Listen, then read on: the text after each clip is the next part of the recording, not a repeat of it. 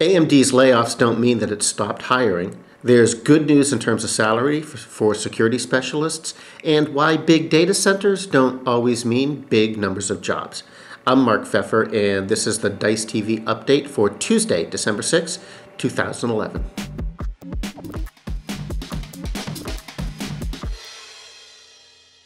Last month, AMD said it was going to cut its workforce by about 10% or 1,400 people, but that doesn't mean it's completely stopped hiring.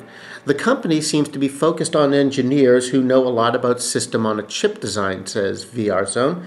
Most of the jobs look to be in Austin, Sunnyvale, Boxborough, Massachusetts, or Fort Collins, Colorado. A recent story in SiliconValley.com about AMD's shift in strategy has gotten a lot of buzz out in Silicon Valley, especially when a spokesperson said we all need to get out of the old AMD versus Intel mindset because it won't be about that anymore. Later, he told Extreme Tech that that doesn't mean AMD plans to ditch the x86 market.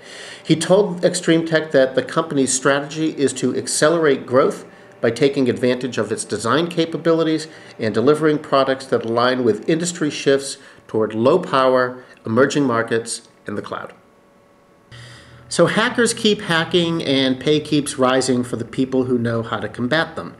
Robert Half International's 2012 salary guide says specialists in the area can expect pay increases of about 4.5%.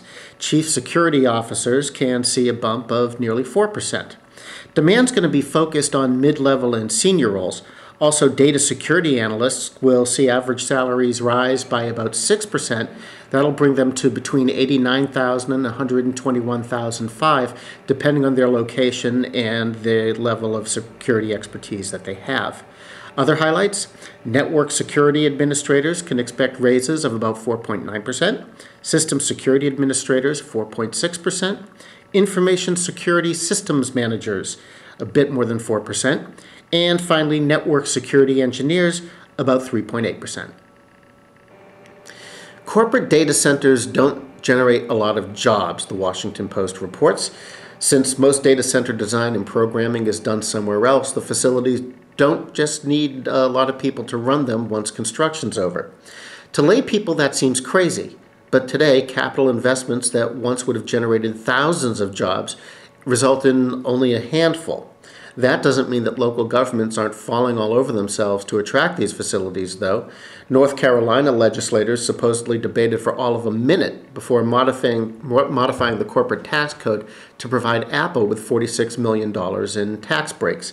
Apple then went on to spend $1 billion building a facility in the state, and that facility generated 50 jobs. That's it for today. Kat Miller's back tomorrow with another edition of DiceTV. I'm back next Tuesday.